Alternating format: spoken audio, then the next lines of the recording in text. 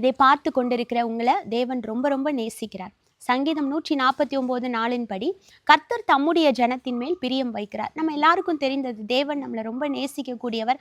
அவரை போல நேசிக்கிறதுக்கு ஒருவரும் இல்லை.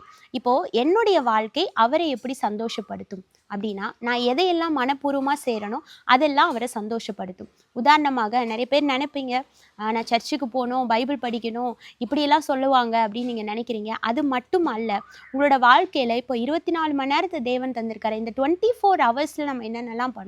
நம்ம சாப்பிட்றோம், தூங்குகிறோம், எழுந்திருக்கிறோம், ஒருத்தர்கிட்ட பேசுகிறோம், ஒருத்தரை விசாரிக்கிறோம், ஆறுதல் சொல்கிறோம். அந்த நாளில் நம்ம என்னென்னலாம் பண்ணுறோமோ எல்லாவற்றையும் நம்ம மனப்பூர்வமாக செய்கிறோமா அப்படின்றத அவர் பார்க்குறார்.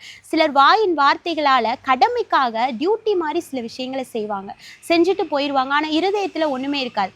அவங்க மேலே தேவன் பிரியமா இல்லை. ஆனால் அவங்க உள்ளான மனசுல இருந்து மனப்பூர்வமாக செய்கிறோம்ல, நம்ம அப்படி செய்யும்போது தேவன் நம்ம மேலே பிரியமாக இருக்கிறார். நம்மளோட வாழ்க்கையும் அவரை சந்தோஷப்படுத்துகிறது. அப்போது நீங்கள் செய்கிற ஒவ்வொரு விஷயத்தையும் மனப்பூர்வமாக, அதை மனுஷருக்கென்று, அவங்களுக்கென்று இல்லை, அவங்க எனக்கு ஏதாவது திரும்ப கொடுப்பாங்க அப்படின்னு சொல்லியோ இல்லை, அவங்க திரும்ப அவங்களால செய்ய முடியலானாலும் பரவாயில்ல, நாம் அதை தேவனுக்கென்று மனப்பூர்வமாக செய்யும் பொழுது நம்மளுடைய வாழ்க்கை அவரை பிரியப்படுத்துகிற வாழ்க்கையாக இருக்கும். நான் வெறும் ஸ்பிரிச்சுவல் ஆக்டிவிட்டீஸ் பண்ணுறதுனால மட்டும் அல்ல, என்னோட ரெகுலர் ஆக்டிவிட்டீஸில் நான் என்ன நினைக்கிறேன், நான் என்ன பேசுகிறேன், நான் என்ன சொல்கிறேன் மற்றவங்க கிட்ட, ஒருவேளை ஈவன் நம்மளோட ஒரு சின்ன ஒரு வார்த்தை கூட மற்றவங்களை ஹர்ட் பண்ணும்.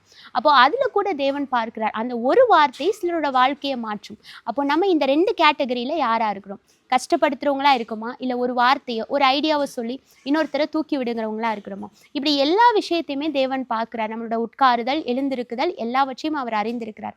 எல்லாவற்றையும் நீங்கள் நிதானத்தோட, கவனத்தோட, இதை தேவன் ஒருத்தர் பார்த்து கொண்டிருக்கிறார், நான் செய்கிற இந்த செய்கை அவருக்கு பிரியமாக இருக்கணும் அப்படின்னு நீங்கள் செஞ்சீங்கன்னா உங்கள் வாழ்க்கையும் பிரியமாக இருக்கும். அவரும் உங்கள் மேல் பிரியம் வைப்பார். God bless you.